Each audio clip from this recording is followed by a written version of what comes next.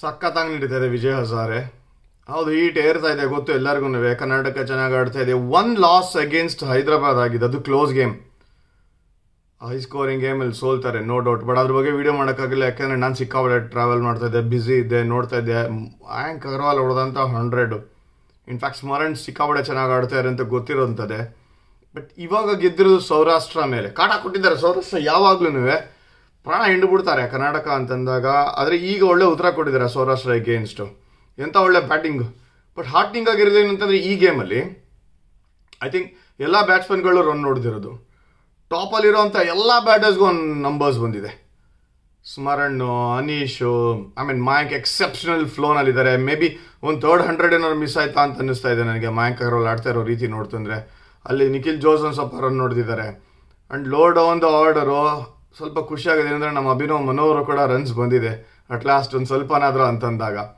Peak ಆಗುವಂಥ ಟೈಮಲ್ಲಿ ಇವರೆಲ್ಲರೂ ಎಕ್ಸೆಪ್ಷನಲ್ ಟ್ಯಾಲೆಂಟ್. KL ಶ್ರೀಜಿತ್ತು ಕೂಡ ಏನು ಕಡಿಮೆ ಇಲ್ಲ. ಆ್ಯಕ್ಚುಲಿ ನೋಡೋಕೆ ಹೋಯ್ತಂದ್ರೆ ಒಂದು ಸಣ್ಣ ಇನ್ನಿಂಗ್ಸ್ ಅಂತಂದ್ರೂ ಆ ನಂಬಿಕೆ ತೊಗೊಂಡು ಕೊಡುತ್ತೆ. ಕೆಲವು ಸಲ ರನ್ ಬರೆದಿದ್ದಾಗ ಮೇಲೆ ಕೆಳಗಡೆ ಗ್ರಾಫ್ ಹೋಗ್ತಾ ಇದ್ದಾಗ ಒಂದು ಒಳ್ಳೆ ಇನ್ನಿಂಗ್ಸ್ ಅಷ್ಟೇ ಬೇಕಾಗಿರೋದು. ಸೌರಾಷ್ಟ್ರ ಅಗೇನ್ಸ್ಟ್ ಒಳ್ಳೆ ವಿಕ್ಟ್ರಿ ಆಗಿದೆ. ಫಸ್ಟ್ ಬ್ಯಾಟಿಂಗ್ ಸಖತ್ತಾಗಿ ಆಡ್ತಾರೆ. ಆ್ಯಂಡ್ ಬೆಸ್ಟ್ ಪಾರ್ಟ್ ಏನು ಅಂತಂದ್ರೆ ತಿರ್ಗಾ ಕೌಶಿಕ್ ಹೆಂಗಪ್ಪ ಅಂತ ಅನ್ಸ್ಬಿಡುತ್ತೆ. ಅಯ್ಯೋ ಪಾಪ ಅಂತ ಅನ್ಸುತ್ತೆ ಒಂದೊಂದ್ಸರಿ. ನೀವು ಹೇಳ್ಬೋದು ಏನ್ರಿ ಬರೀ ಅಯ್ಯೋ ಪಾಪ ಅಂದರೆ ಏನು ಮಾಡ್ತೀರಾ ಅಂತಂದರೆ 5 ತೆಗ್ದಿದ್ದಾರೆ. ಅಕಸ್ಮಾತ್ ಸಮಯ ಬಂತು ಅಂತಂದರೆ ಎಲ್ಲೊಂದು ಕಡೆ ಆಪರ್ಚುನಿಟಿ ಓಪನ್ ಆಗುತ್ತೆ. ಲಾಸ್ಟ್ 2 ವರ್ಷದಿಂದ ನಾನು ಅವ್ರ ರೆಕಾರ್ಡ್ಸ್ನ ನೋಡ್ತಾ ಇದ್ನಲ್ಲ. ವಿಜಯ್ ಹಜಾರೆ ಸ್ಮ್ಯಾಟಲ್ಲಿ ಎಕ್ಸೆಪ್ಷನಲ್ ರೆಕಾರ್ಡ್ ಇದೆ. 1 ಆಫ್ ಡೇ ಇದ್ದಿದ್ದು, ಅದು ಏನೋ ಎಲ್ರದ್ದು ನಾರ್ಮಲ್ ಡೇ, ಇವ್ರದ್ದು ಆಫ್ ಡೇ ಆ ಥರ ಆಗಿತ್ತು ಹೈದರಾಬಾದ್ ಮೇಲೆ. 7 runs ಏನು ಓವರ್ ಕೊಟ್ಟಿಯಾರಲ್ಲಿ. ಬಟ್ ಈ ಒಂದು ಫ್ಲೋನ ನೋಡ್ತಾ ಇತ್ತು ಅಂತಂದರೆ ಎಲ್ಲ ಕಾಂಬಿನೇಷನ್ ಕೂಡ್ಕೊಂಡ್ಬರ್ತಾ ಇದೆ. ಹಾರ್ದಿಕ್ ರಾಜ್ ಇವಾಗ ತನ್ನ ಬೇರೆ 15 ಬಾಲಲ್ಲಿ 29 ಚಿಲ್ಲರೆ ಆ ಥರ ನೋಡಿದ್ದಾರೆ. ಅಂಡರ್ 19 ಹುಡುಗ, ಎಕ್ಸೆಪ್ಷನಲಿ ಟ್ಯಾಲೆಂಟೆಡು. ಬಟ್ ಏನು ಮಾಡ್ಬೋದು ಅಂತ ನೆಕ್ಸ್ಟು ಅಂತಂದರೆ ಟೂರ್ನಮೆಂಟ್ ಗೆದ್ದಾಗ, ವಿಜಯ್ ಹಜಾರೆ ಅಂತ ಟೂರ್ನಮೆಂಟ್ ಗೆದ್ದಾಗ ಸುಮಾರು ಜನಕ್ಕೆ ಆಪರ್ಚುನಿಟಿ ಸಿಗುತ್ತೆ ಹೋಗಿ ನೆಕ್ಸ್ಟ್ ಲೆವೆಲ್ ಆಡೋದಕ್ಕೆ. ಯಾಕೆಂದರೆ ರೆಕಗ್ನಿಷನ್ ಬರೋದೇ ಅಲ್ಲಿ. ಲೀಗ್ ಫೇಸಲ್ಲಿ ಒಂಥರ ಸಿಕ್ಕಾಪಡೆ ಫಾರ್ಮಲ್ಲಿದ್ದು ಪ್ರೀ ಕ್ವಾರ್ಟರ್ಸ್, ಸೆಮಿಫೈನಲ್ಸ್, ಫೈನಲ್ಸ್ ಅಲ್ಲಿ ಮೇನ್ ಕ್ರಕ್ಸ್ ಇರೋದು. ಯಾಕೆಂದರೆ ಟಾಪ್ ಟೀಮ್ಸ್ ಆಡ್ತಾ ಇರುತ್ತೆ ಅಂತ ಗೊತ್ತು. ಎಲ್ಲ ಕಡೆಯಿಂದನೂ ಫ್ರಾಂಚೈಸಿಂದ ಬರುವಂಥ ಸ್ಕೌಟ್ಸ್ ಆಗಿರ್ಬೋದು ಅಥವಾ ಇಂಡಿಯನ್ ಸೆಲೆಕ್ಟರ್ಸು ವಾಚ್ ಮಾಡೋದು ಎಲ್ಲಿ ಅಂತಂದರೆ ನಾಕ್ಔಟ್ಸ್ ಅಂತ ಬಂದಾಗ ಈಗ ಬಿಗ್ ಆಪರ್ಚುನಿಟಿ ಇದೆ. ಸಖತ್ ಫ್ಲೋನಲ್ಲಿದ್ದಾರೆ. ನೆಕ್ಸ್ಟು ವಡೋದರಾನಲ್ಲಾಗತ್ತೆ. ಅಲ್ಲಿ ಆಡಿದಾಗ ಒಳ್ಳೊಳ್ಳೆ ವಿಕೆಟ್ಸ್ ಅಂತೂ ಸಿಗುತ್ತೆ ಖಂಡಿತ. ಹೈ ಸ್ಕೋರಿಂಗ್ ಗೇಮ್ ಆಗಿರ್ಬೋದು, ಲೋ ಸ್ಕೋರಿಂಗ್ ಗೇಮ್ ಆಗಿರ್ಬೋದು. ಹೆಂಗೆ ಆಡ್ತಾರೆ, ಯಾವ ಪೊಸಿಷನಲ್ಲಿ, ಟೀಮ್ ಪರಿಸ್ಥಿತಿ ಹೆಂಗಿತ್ತು ಅನ್ನೋದ್ರ ಮೇಲೆ ಅಸೆಸ್ಮೆಂಟ್ ನಡೆಯುತ್ತೆ ಇಲ್ಲಿ. ಸೊ ನಾನು ನೋಡ್ತಾ ಇದ್ದೀನಿ ಅಂದರೆ 2 ವಿಷಯ.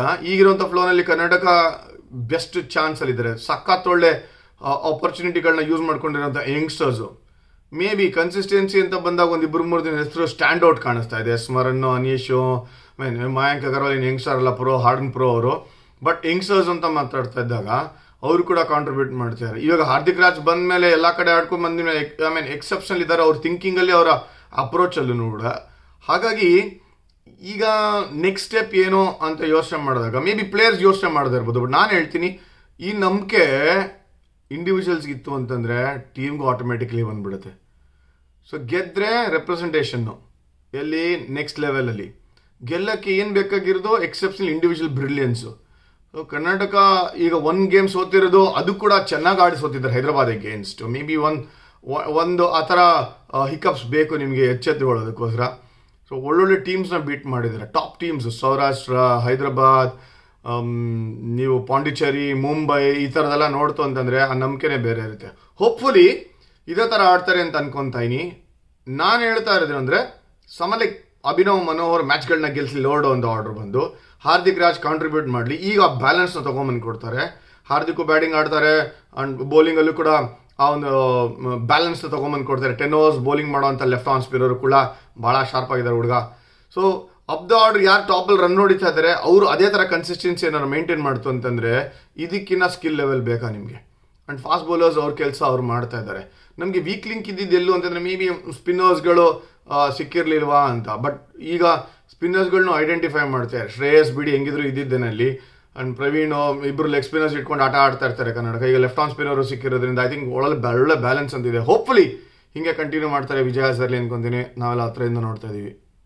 ಯಾರು ಏನು ಬೇಕಾದ್ರೂ ಆಗ್ಬೋದು. ಸೊ ಹೋಪ್ ಮಾತ್ರ ಬಿಡಬೇಡಿ. ಜಸ್ಟ್ ಬಿಕಾಸ್ ನೀವೆಲ್ಲೂ ಪಿಕ್ ಆಗಿಲ್ಲ ಅಂತ. ಎನಿ ಡೇ ಬೇರೆ ರೂಟು ಇದೆ ಎಲ್ಲ ಪ್ಲೇಯರ್ಸ್ಗೂ. ಆಲ್ ದ ಬೆಸ್ಟ್ ನೆಕ್ಸ್ಟ್ ರೌಂಡ್ಗೆ. Thank you. ಇದು ನಮ್ಮ ಅಪ್ಡೇಟು ವಿಜಯ್ ಹಜಾರೆಗೆ.